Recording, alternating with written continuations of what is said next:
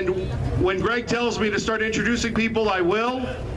Until then, I just want to marvel at how this movement started with this man, Greg Pruitt, and a few of his friends outside of Boise Gun Company saying, I want to make sure that my family, my wife, my kids are protected, and I'm going to be out in the snow all by myself without any media, without any politicians, without any support at all, gathering 1,000, and then 2,000, and then 3,000 signatures. And he said, surely with 3,000 signatures, somebody, a state representative, a state senator, will pass permitless carry, constitutional carry. Right, yes. And, I mean, we're Idaho, not California, right? I don't know if I deserve all that, but thank you, Kevin. I'm a little taller. Can everybody hear me okay back there? All right. We really appreciate all the work that Kevin's done for us. My good friend Eric Macrush took me into Kevin 4 years ago, and we sat down in his studio, and ever since then, every time I need to come on and tell the people of Idaho what's going on with their gun rights, Kevin's right there every single time letting me come on. So a big round of applause for Kevin Miller. Thank you.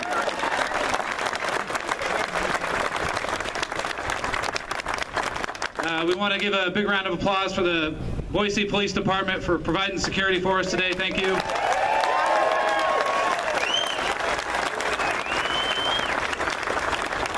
I'm also grateful. Where's all my people from Southeast Idaho? Where are you at? All right, look at that. What about my Northern Idaho residents? All right.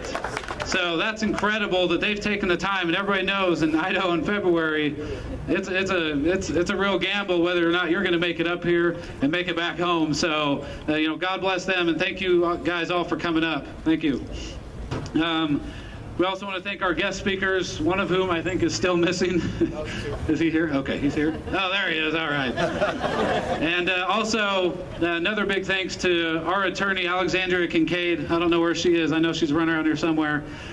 Without her, we'd be in a lot of trouble. She keeps us on track and makes sure everything we're doing is legitimate. So thank you. And if you have a chance,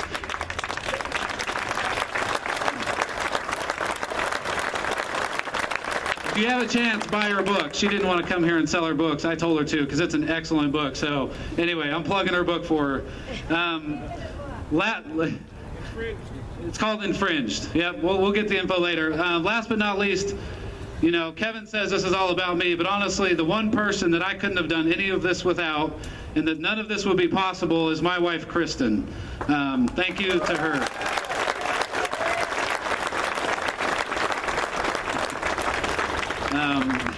There are many nights where she lays awake and I'm up late doing stuff and she's stuffing envelopes with me. So big thank you to her. To make sure that everyone understands, I am not a Mormon missionary. Okay? I was a long time ago, but when I went to Southeast Idaho, I went and visited my brother in his bar after the rally down there. And nothing kills anything more in a bar than either a Mormon or they thought I was a police officer. So, just wanted to make sure everybody understood that. Again, if you don't have the petition should be going around. If you haven't signed the petition for constitutional carry, now's the time to do it. We have a bucket over there of 8,000 signatures that we've gathered in a very short amount of time for people that want to see permitless carry. Do we have that yet? So are we being ignored? Yes! Yes! You're absolutely right, we are. So please make sure to get that petition signed. I don't know how many we got to get before they'll start listening. Okay? Constitutional carry. We've been fighting for years. 7 states now have it. 7 states, including the great state of Maine. The Maine House is controlled by Democrats. Okay? So this is not a Republican issue. This is not a Democrat issue. It's not a libertarian issue. This is an American issue. We've got to get back to what the Second Amendment said that we can do, and that is shall not be infringed.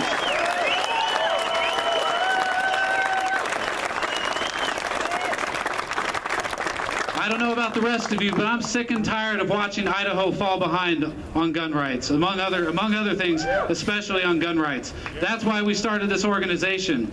I was sick and tired of seeing other states pass these laws before us. If it's good enough for Maine, it's got to be good enough for Idaho. Bottom line. So everybody remembers last year we had House Bill 89, which was blocked by the leadership in this building right here. They wouldn't let it go anywhere. Everybody happy with that decision? No. A little frustrated, a little angry? Yes! Well, here we are. We are 41 days since the session started. Where are we? Have we had a public hearing yet? No! So we're still being ignored. Yes! What is it sitting on? What's the name? Right now, the bill that we chose to support that is the closest version of permitless carry is House Bill 422. Okay? But there needs to be one small amendment made to that bill that we would like to see, and then it's good to go. That bill, since February 1st, is sitting in the House Ways and Means Committee. So if you have not yet contacted Chairman Christy Perry, she's the one that has the bill. That's the person you need to email and respectfully request a public hearing on this bill. It has been long enough. 4 years, I'm tired. 4 years is a long time to wait for a public hearing in a state controlled 80% in both chambers by Republicans, and we have a Republican governor. Shameful. Okay? It is absolutely shameful that we have not had a public hearing yet. But let me tell you right now, there are some other bills going on here in Idaho. There is a compensation for damage to beehives by bears bill. That's important, okay? They're looking at increasing the fines for seatbelt violations, banning cell phone use while driving completely. There are 59 education bills. Now, I'm not opposed to education, but what is going on here? All I see is a bunch of taxes, increased taxes on this, increased taxes on that. How about we remove the tax for you to carry your firearm however you see fit? How about that?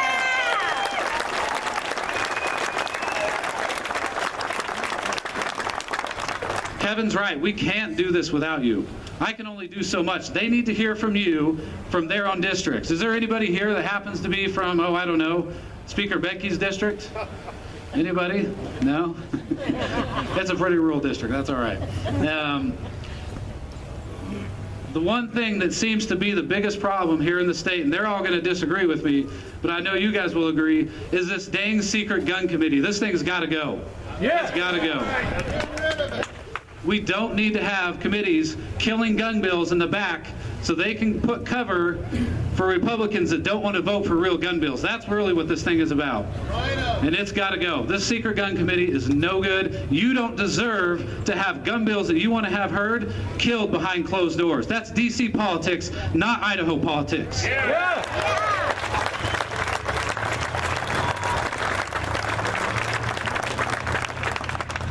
Before I forget, the drone up there is our drone.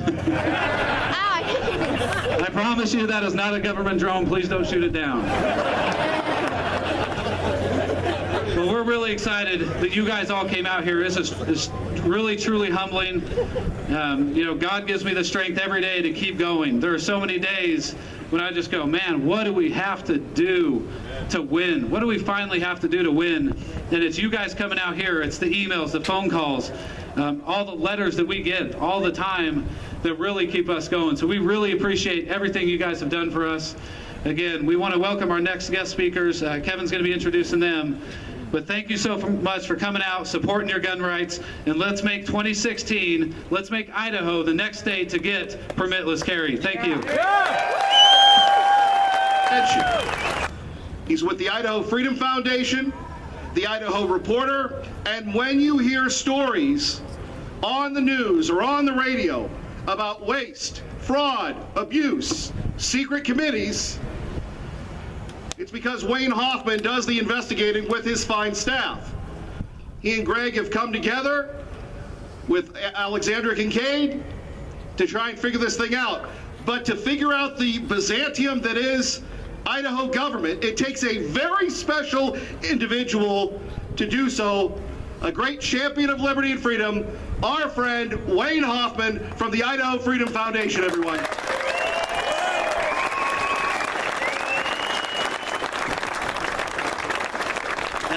my dog, too.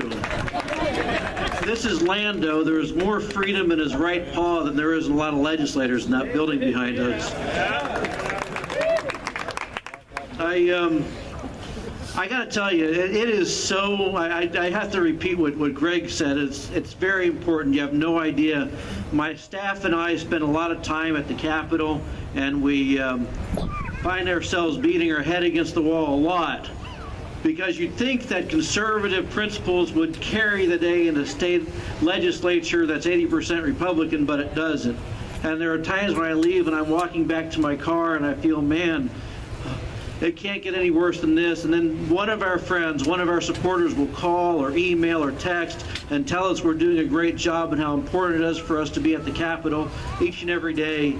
And God bless you. That really makes a huge difference, and it really, really helps keep us motivated to keep working and fighting the fight for liberty. I have to tell you, with regard to gun rights in particular, a lot of folks don't know this, but my parents are from Brooklyn, New York. They're liberals. In fact, I was just talking to my mom a little while ago, and she said that they had just gotten done voting. They live in Arkansas, and they had just gotten done voting absentee for Bernie Sanders. But we cherished growing up our gun rights. This is not about liberal or conservative. This is about the right to defend one's family. And there were guns in our house, in our cars, all the time. And that's just how we grew up. We lived in the middle of nowhere, very, very rural areas of Arkansas and Florida. And if you saw a snake, a rattlesnake, or a cottonmouth, or an alligator, you had to go do something. You didn't call your local sheriff. And, I think that was just, it never crossed my mind. Never for a moment did I think that there was a possibility that the government would restrict my family's right to protect ourselves. Simple as that.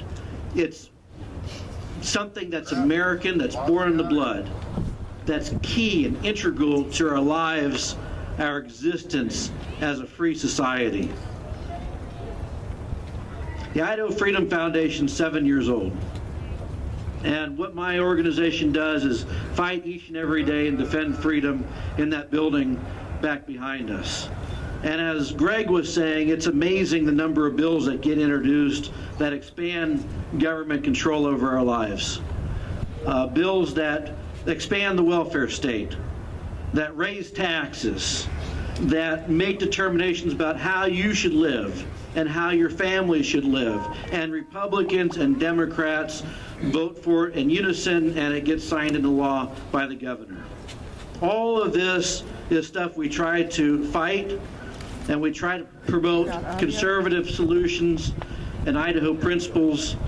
Every day we fight bills that grow government, that remove people's rights in small ways, even those bills that have the best of intentions. Contrary to popular belief, there's not legislation back there to develop a clone army like in Star Wars. So, it's very clever. Usually, man, my goodness. Lando's very excited about that too. So, what we're trying to do, I'm so sorry.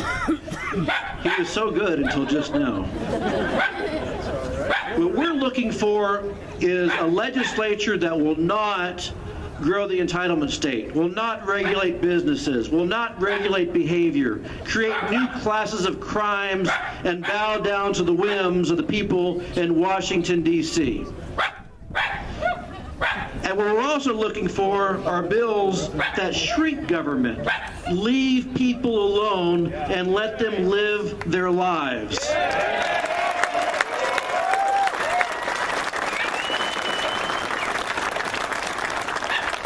Idaho is considered to be one of the most conservative states in the country. This is a state where, more than anything, if we want to live free, be free of government overreach and intervention, we ought to be able to do it here, by golly, here.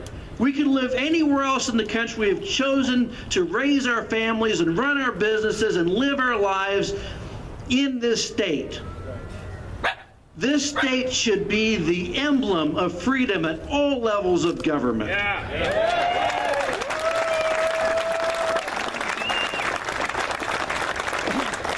So possessing a gun, putting it on your hip, putting a coat over it, putting it in your glove box like my family used to do when I was little, doesn't harm anyone, and in fact protects us from harm.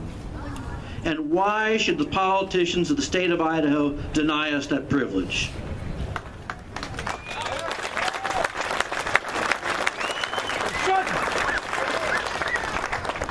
You know, we're inundated right now. It's a presidential election year, and so there's all these debates, all these comments about national politics. But right here in this building behind us, this is where freedom should reside. And if we don't have it, then you have to ask what is wrong in that building behind us, and what can we do to fix it? It takes all of us to hold those folks accountable if we're ever going to get permitless carry and the restoration of our freedoms in the state of Idaho.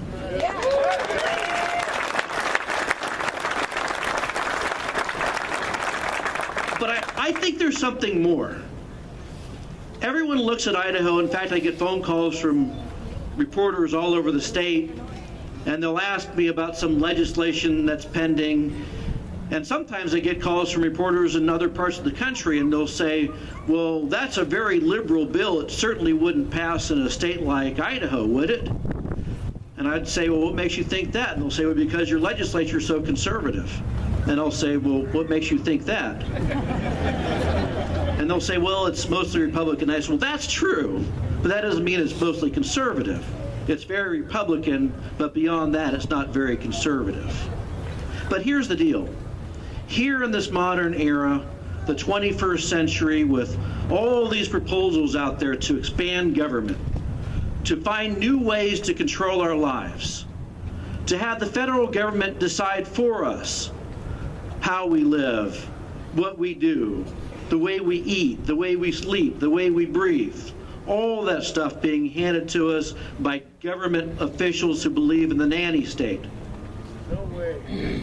We need a state that leads out, that's different from all the rest, that says freedom and liberty is more important and more precious than any other principle known to man. That's Idaho.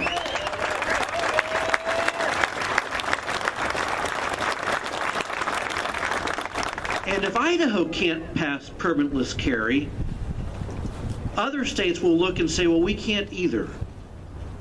There are other states, other politicians, other legislatures, other city councils, other county commissions who are looking to Idaho to lead the way, not just on gun rights, but on health care, on education, on criminal justice. Idaho should be superior to every state in the country, a state that embodies freedom, promotes freedom, and says, by golly, we're never, ever going to abandon the principles that made our country great.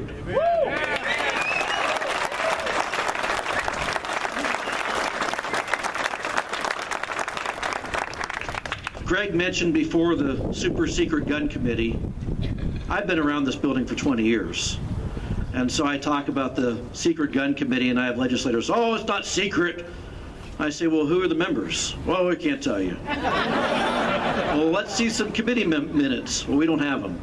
Why don't you put a notice up on a door that says there's going to be a hearing and let people come so we can air the issues and stop dilly-dallying around it so that you can prevent yourself from having to go back to your constituents and say that you support support gun rights. Yeah, Lando agrees, and that's why he's parked. Look, this is the year we can do permitless carry. We're going to keep banging on the door, demanding action from our legislators.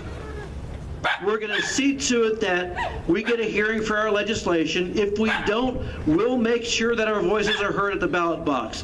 This is the year. Let's get it done. Thank you so much for coming out today. God bless you, and thank you for supporting constitutional Our carry. great champion, Russ Fulcher.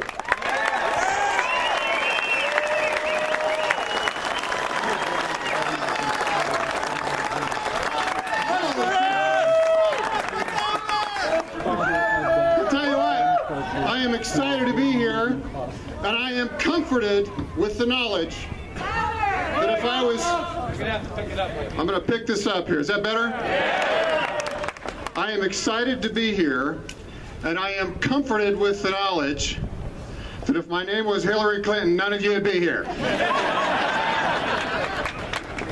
A few weeks ago, I was at let's call it a black tie event, and this fellow came up to me and he says, "Hey, Fulcher, I hear you're going to go talk to some gun rally in February. Is that right?" And I said, "Well, I actually think it's more of a constitutional rights rally, but as a matter of fact, yes, I am."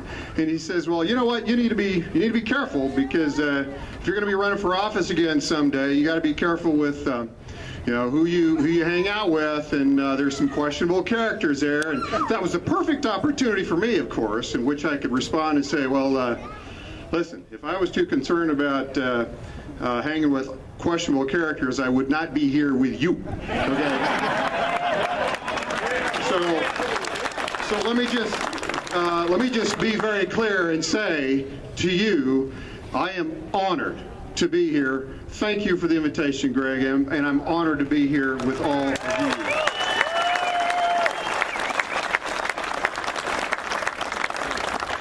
So today we're here to bring attention to a constitutional right.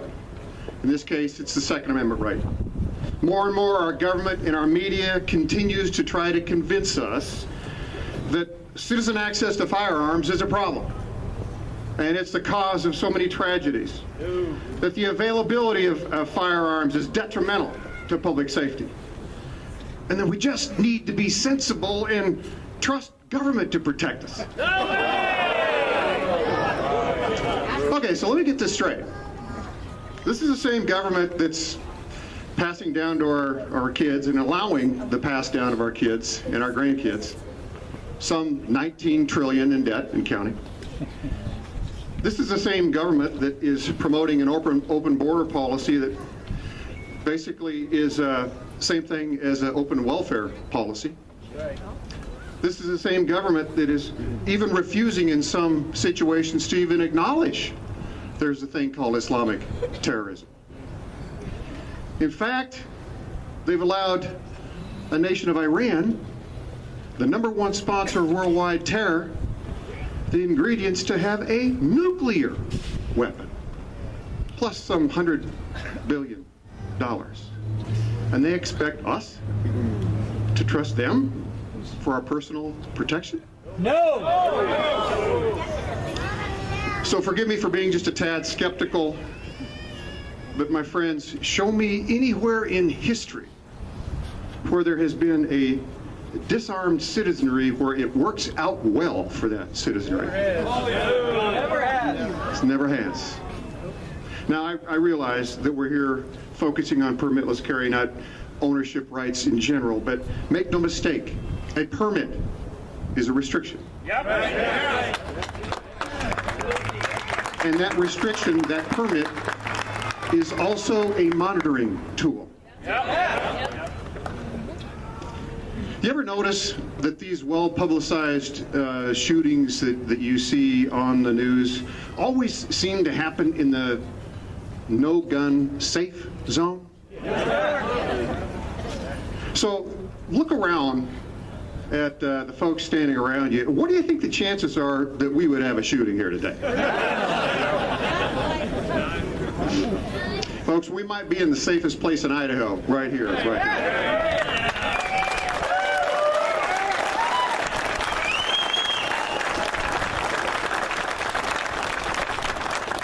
And that's because the dirtbags, as Larry accurately refers to them, the dirtbags are cowards, okay? And just the knowledge that maybe, just maybe, one of you might be carrying a weapon, maybe, well, that improves safety because they're thinking twice, all right? Now, unfortunately, in the state of Idaho, we're not leading like we should be leading. Some of our leadership has bought into this moderate mindset. They're believing the media, they're seeing the controversy, and they just don't want to confront it. It's a leadership issue at the end of the day. It's just that simple. There's more of us than there are of them, but yet they believe in that moderation, that the media is preaching. I do want to, I saw someone when I was walking in, I want to point out, Ryan Davidson is right over here. If you want to be involved in some of the political precinct committee activities to try to improve that leadership, he's over there at that table. Look him up before you leave, okay? But I wanted to give him a quick plug. So with that, I'm going to wind things down and just say, look, I want to encourage and I want to thank Greg Pruitt. Greg has given his time, his money, and countless hours in defending the state of Idaho, and he's making a difference, folks. He's making a difference. There's proof that somebody, one person, can make a difference. Greg, thank you. You're a patriot.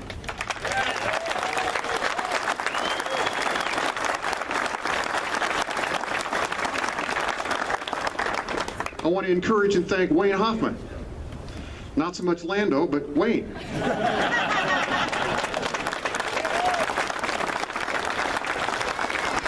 Wayne is an incredibly influential person in this building and all across Idaho. He's got an incredible voice for conservatism. Wayne is a patriot. Thank you, Wayne. Yes.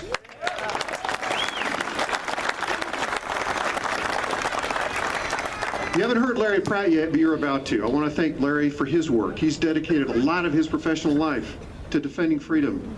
You're going to hear that in a moment. Wayne, Larry, you're a patriot. Thank you.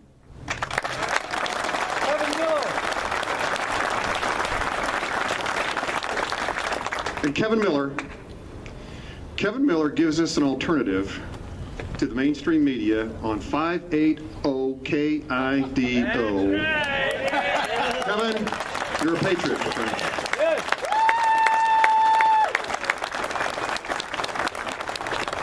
Most importantly, I want to thank you, Idahoans, Americans, patriots. You're here on a windy Saturday because you care. You see and you feel the evidence that your government has forgotten. It was created to serve the people, not the other way around.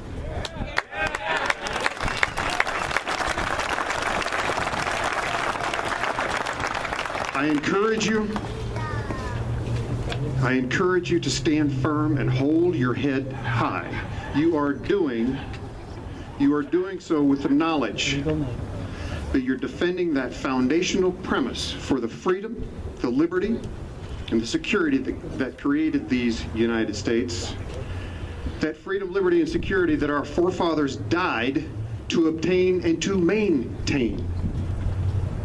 I want to encourage you there. And lastly, I'll close with this.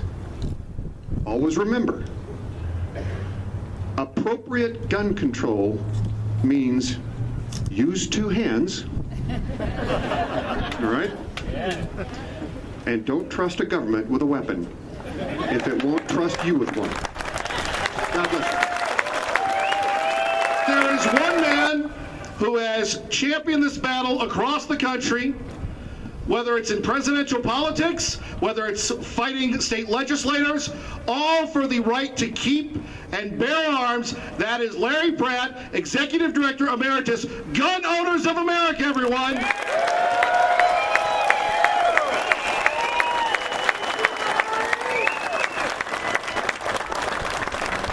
Hello, Idaho. Hello. Hello.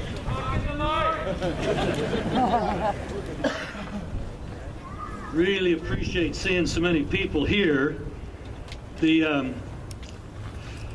This issue is one that has roots that are not politically correct to talk about. And I've got a picture of it, actually a reproduction of a piece of art on the wall in my office that I look at sitting in my desk. And it depicts some Puritans, and you can recognize them right away from their garb, on their way to church, obviously, because the men are carrying Bibles under one arm, and they've got their muskets on with the other arm over his shoulder. And there, it seems to me, in that picture, is the foundation of our liberty. Guns and Bibles, all in one place.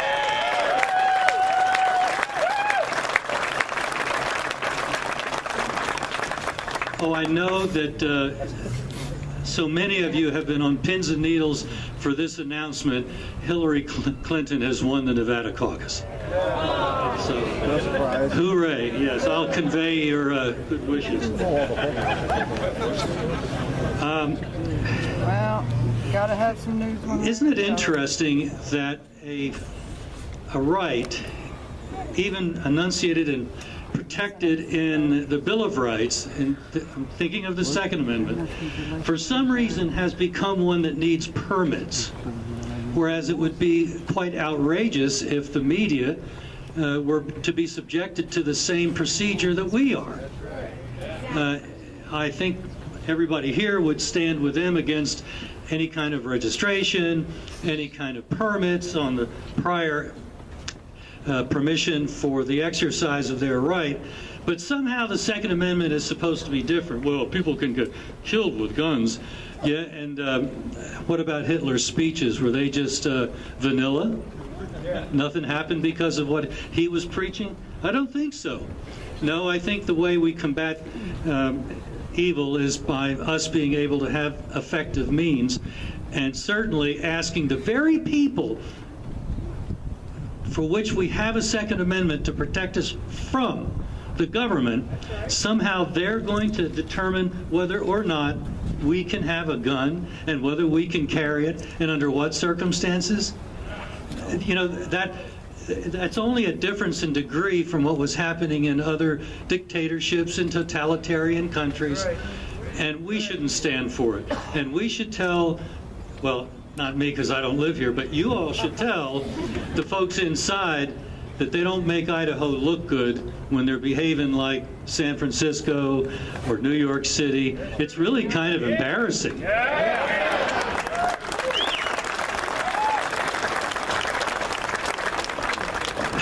The point's already been made that Idaho should be leading. Well, Idaho should be leading, and hopefully that won't be too long in coming, and you can take your proper place in the leadership of the freedom movement in this country, which, if you count Montana, which says that you can carry without a permit in all the unincorporated areas of the state, which is almost all of the state, then there are actually 8 states where there is constitutional carry. So this is something that has been building, and when Maine is the most recent state to get added to the list, and Idaho still hasn't taken action, seems to me like there's a problem inside there, Houston.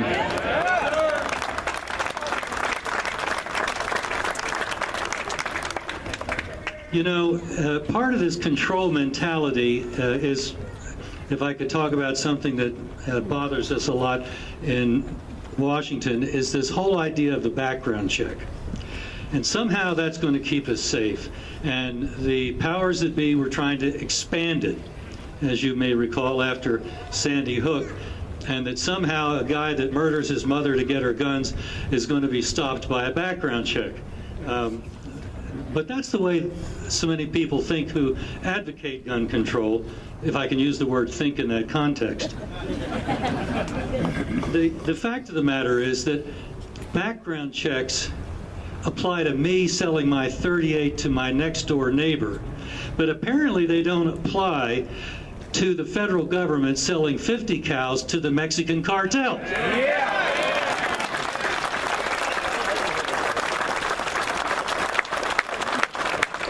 Something seems wrong to me, I'm just saying. Isn't it interesting that in the last 10 years, probably more if we wanted to look at the data, but in the last 10 years, thanks to Dr. Lott, the violent crime rate has gone down almost in half. And meanwhile, you and I have been buying twice as many guns per capita as in the previous time before all this was happening. So gun ownership per capita is going up, even while violent crime is going down. Who would have thought? Thanks, Obama. Now, you know, there's such an animus to regular folks carrying a weapon, particularly a concealed firearm. You may recall, and at least I haven't been able to find out the name of the individual involved, but an Uber driver in Chicago, I almost said Washington, it's about the same difference. An Uber driver in Chicago was going somewhere, and he happened to see a guy pull a gun and start to shoot into a crowd of people. The driver stopped his car, got out, and put 3 into the bad guy. Now, that's a concealed carry.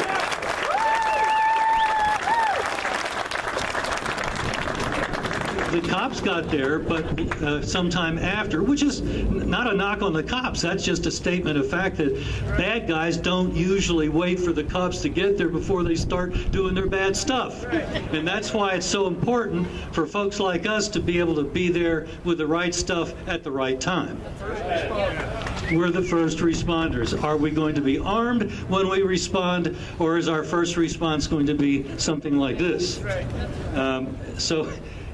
Then just recently, a foreigner, did a rule Sarter in Warren, Michigan, up in that Detroit area, was going about his business, and he saw this chap knifing repeatedly some woman. He got out and took appropriate action with his concealed carry firearm and stopped the crime, you might say, dead in its tracks. Now, those are just 2 recent examples of the advantage of people carrying a firearm. And in these cases, it was a concealed firearm. They had permits. It wasn't permitless carry, but imagine how much we can multiply that if the animus against carrying concealed is removed and people realize that the government so sanctions it that there's. So I think we've got a very strong case. Bad stuff happens when people are not armed. A lot less bad stuff happens when good guys are armed. We've got a very powerful message, and hopefully, if it doesn't seem reasonable to the folks inside, I suppose this is probably an election year here in Idaho, and maybe there's still time to get folks into these Republican primaries. You know, we ought to be very thankful for reminding us how important primaries can be. A college professor of economics decided he'd had enough of Eric Cantor, who was just not honest. He said how conservative he was as the #2 Republican in the House of Representatives in Washington, and it was just au contraire. He was pushing liberal stuff, big spending stuff, gun control all the time. So David Bratt published what Eric Cantor said he was for, and then chapter and verse from the congressional record of what he actually did. Bills he introduced, votes that he had cast, and so forth.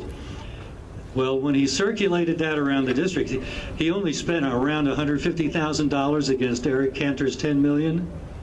He beat him like a drum. Beat him like a drum.